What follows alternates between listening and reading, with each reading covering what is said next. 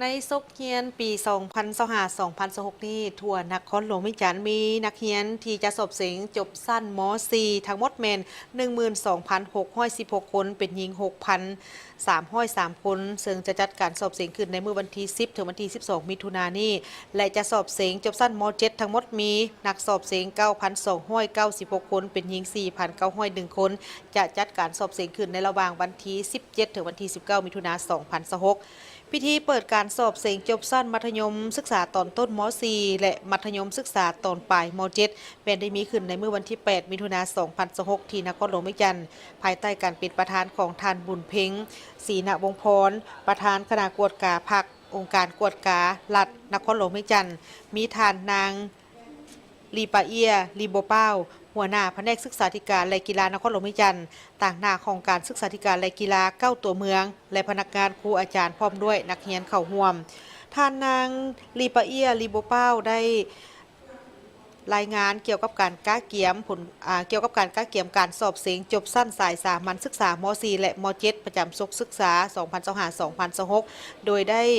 ให้ฮู้ว่าสั่งรวมให้ฮู้ทั่วนครหลวงวิจารณ์เป็นมีโรงเรียนมัธยมศึกษาทั้งหมด206แห่งในนั้นมีโรงเรียนภาคเอกชน99แห่งชั้นม .4 มี184แห่งเพิ่มขึ้น5แห่งชั้นม .7 มี123แห่งเพิ่มขึ้น5แห่งศึกษา2025-2026การสอบเสียงจบสั้นม .4 ทั่วนครหลวงวิจารณ์มีนักเรียนเข้าสอบเสียงทั้งหมด 12,616 คนเป็นหญิง 6,303 คนมีศูนย์สอบเสียงทั้งหมด30ศูนย์มี581ห้องสอบเสียงเฉลี่ยแล้วห้องหนึ่งอยู่ที่25คนมี5วิชาการสอบเสียงก็คือวิชาคณิตศาสตร์วิชาภาษาลาววรรณคดี วิทยาศาสตร์ธรรมศาสตร์วิทยาศาสตร์สังคมและภาษาอังกฤษนอกจากนี้ก็ยังมีกรรมการยามห้องเสียงจำนวน